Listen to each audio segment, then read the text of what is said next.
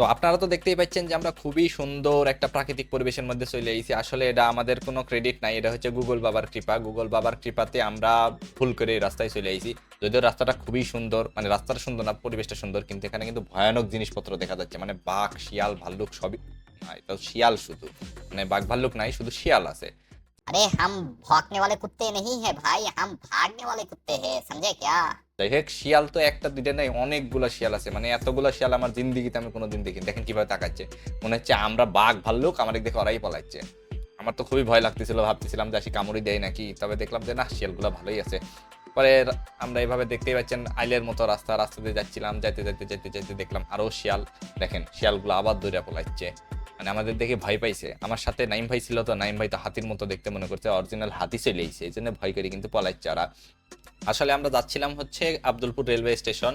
তো সোজা রাস্তায় যাইতে যাইতে আবার দেখলাম একটা শর্টকাট রাস্তা আছে, গুগল ম্যাপে দেখাচ্ছে, তো ওই রাস্তায় শর্টকাটে ঢুকে পড়লাম।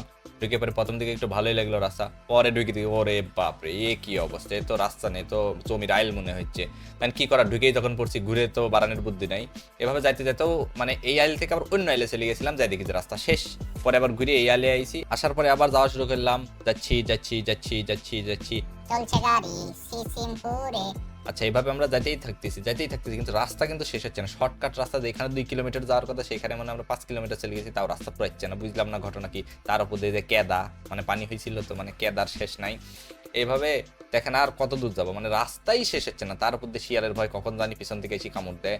তারপরে ওই যে সামনে দেখতে পাচ্ছেন বাড়িঘর, মানুষজন, পরে বুঝলাম আহা, এখানে তো মানুষজন আছে। তারপরে চলে গেলাম পুরীর দোকানে।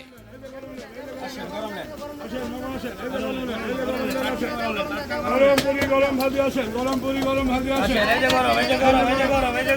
তারপরে তো শুনতেই পাইলেন যে মামার ডায়লগ কি, এই যে গরম, এই যে গরম, এই যে গরম, এই যে গরম। শালা মানুষ গরমে সিদ্ধ হয়ে যাচ্ছে, আর ওরা আরো গরম গরম গরম গরম করে চিল্লেছে।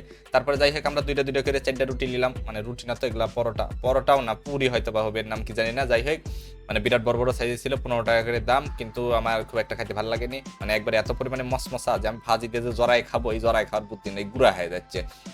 আর কি করার, এখন তো খাওয়াই লাগবে, না খায় তো উপায় নাই। পরে আর কি করবো, গুঁড়া যখন হয়ে যাচ্ছে, গুঁড়া হয়ে যাওয়ার পরে ভাজি আর মনে করেন পরোটা একবারে হাতের মধ্যে লিয়া মুড়ির মতো করে খাচ্ছি।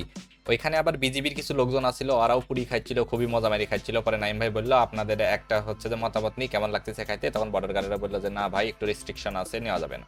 যাই হোক, দেখতেই পাচ্ছেন রেলওয়ে স্টেশন, এটা হচ্ছে আব্দুলপুর রেলওয়ে স্টেশন। এই ট্রেনটা না হলেও 1-1.5 ঘন্টা ধরে থেমে বসে আছে, মানে এই ট্রেনের প্যাসেঞ্জারেরা মরে কিন্তু শেষ। যাই হোক, ট্রেন আলাদা ট্রেনে যাক, আমার কোনো সমস্যা নাই, আমরা গাড়ি আনছি, আমরা এখন গাড়ি করে বাড়ি চলে যাবো, ঝামেলা শেষ।